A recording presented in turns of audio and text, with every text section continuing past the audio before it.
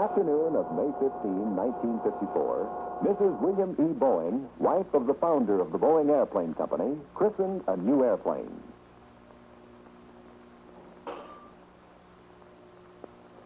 Then, America's first jet transport, the Boeing 707, was towed into the sunshine.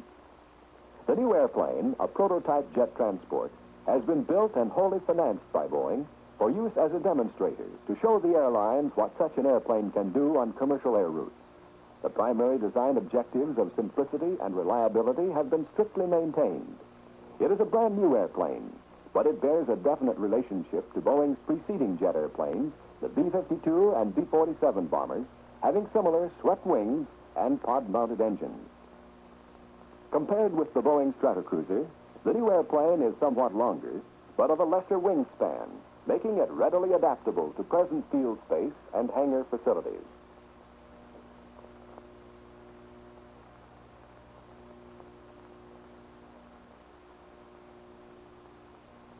The forward cargo door opens on the 90-foot-long cabin. In this prototype airplane, the cabin is unfurnished, except at the forward end, where flight test instrumentation is installed. Forward of the instrumentation area is the flight engineer station. The panel includes engine, instruments, fuel, electrical, and pressurization system instruments and controls. The instrument panel is hinged and can be swung so that either the pilot or co-pilot can monitor the panel when no flight engineer is included in the crew. There are substantially fewer instruments and control levers in the cockpit than in today's transports, which is typical of the overall simplicity achieved in this new airplane. The control runs from the pilot's control columns and rudder pedals to the empennage control surfaces are simple. No sharp bends, no complications. Control cables operate basic flight controls through spring tabs. There is no mechanical or power boost. Pilot effort moves the control tabs, which in turn cause the control surfaces to move throughout their range of travel. All control surfaces are aerodynamically balanced. This system of control has been fully proven on the Boeing B-52 jet bomber. Also proven on the B-52 is the system used for longitudinal trim, the adjustable horizontal stabilizer. The stabilizer is moved to change its angle to trim the airplane through a motor control or manual system. The lateral control system handles the airplane easily and positively at all speeds. The ailerons have the same type of tab as the rudder and elevators. Supplementing the aileron controls are the hydraulically actuated spoilers on the upper surfaces of the wing. Spoiler operation is modulated through connection to the inboard aileron control system.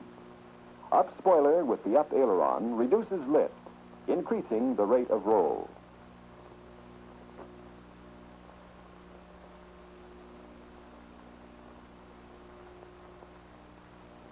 The spoilers not only augment lateral control, but also double as air brakes.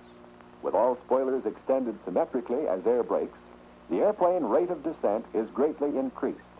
They may be operated as a part of the lateral control system at the same time they are in use as air brakes.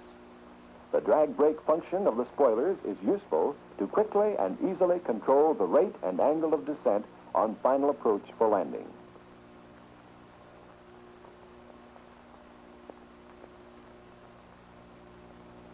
The highly efficient double-slotted wing flaps are set at a moderate angle for takeoff, enabling the airplane to become airborne with a minimum runway used. When fully extended, they provide maximum lift for low-speed approach and landing. They can be positioned to any degree as pre-selected by the pilot and are hydraulically operated in symmetrical pairs. The position of each portion of the four flaps is shown on indicators in the pilot's cockpit.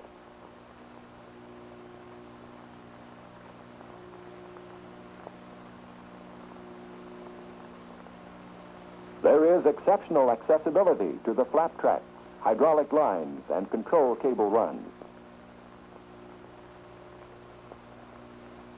The Boeing jet transport is supported by a conventional tricycle landing gear incorporating four-wheeled main trucks plus a dual-wheeled nose gear.